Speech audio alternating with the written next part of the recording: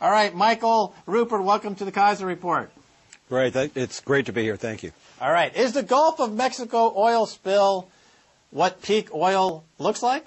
The disaster in the Gulf of Mexico is what we expected peak oil to look like as mankind reached a point where it became more expensive, more energy intensive to get energy than it was to sell or burn the energy afterwards. All right. So just to give folks an idea of peak oil, in other words, half of all the oil that's ever available to be drilled is gone, and that half is the cheap, easy-to-get-to half. Going forward, all the oil that we're going to explore is going to be much more expensive, much harder to find, and what happened in the Gulf is the result of taking bigger risks and going deeper down in the underwater drilling, and is a direct result of peak oil. Now, what about those who say, well, look at what they're finding off Brazil. It's a huge recent discovery, and this disproves peak oil. Your thoughts? Of course, it absolutely doesn't, and I discuss scenarios like this in my book,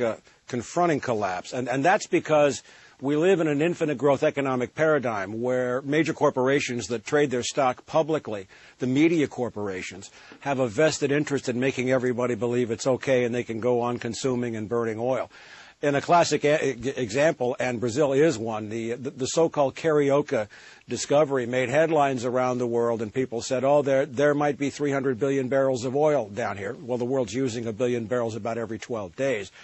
But what you see after that, after a one well drill, is that no appraisal wells were drilled, and then 2 or 3 weeks later, and I documented this in the book, you see these small correction stories that appear on the back pages of the news papers that say, this field wasn't that big, but what was planted in the consumer's mind with intent was that, oh, we have all this abundant cheap oil, and it's not really there at all. Now, as the title of your book and film suggests, because of peak oil, we will see collapse.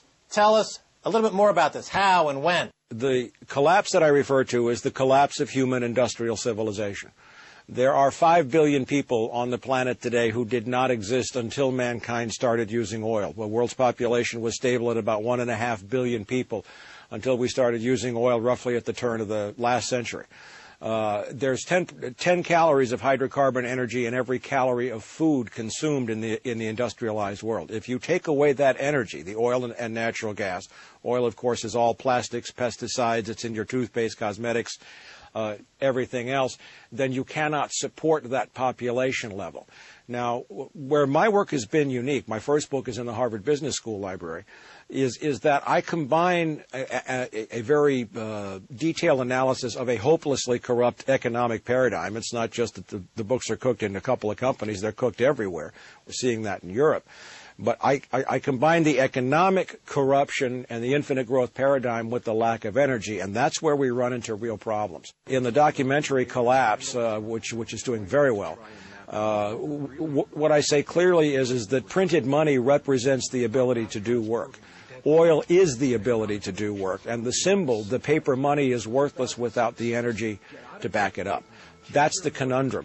Now, when I say collapse, it's of human industrial civilization. It's not something that happens overnight. The Roman Empire didn't collapse overnight, nor did any of the other major empires that have collapsed throughout human history. A fast crash for human industrial civilization is 20 years, meaning that that's 20 consecutive years where each year is worse than the one that preceded it until you get to a bottom or some kind of stasis. And I said in the movie clearly, and it's all coming true as we speak, that the summer of 2010 would be the cliff event. A cliff event in 2010? Talk a little bit more. What is this cliff event? I'm not the only peak oil activist. There are many scientists, PhDs from all disciplines who have been studying this for many years, going back to about 1950.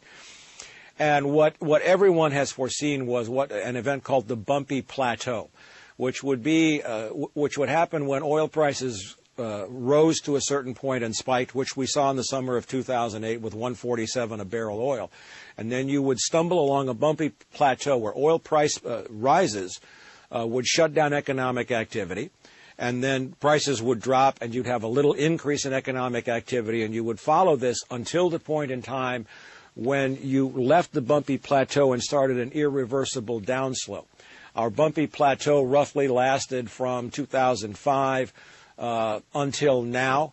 But all of the research that I did, and many others have done, but the economic research I've done says that summer of 2010 was when everything came together. In other words, after billions or hundreds of billions, actually trillions, 11 trillion in the U.S. alone in bailouts, there are no more bailout dollars capable of being printed by any government. We're seeing the debt service issues now tear Europe apart. They will be here within a matter of months.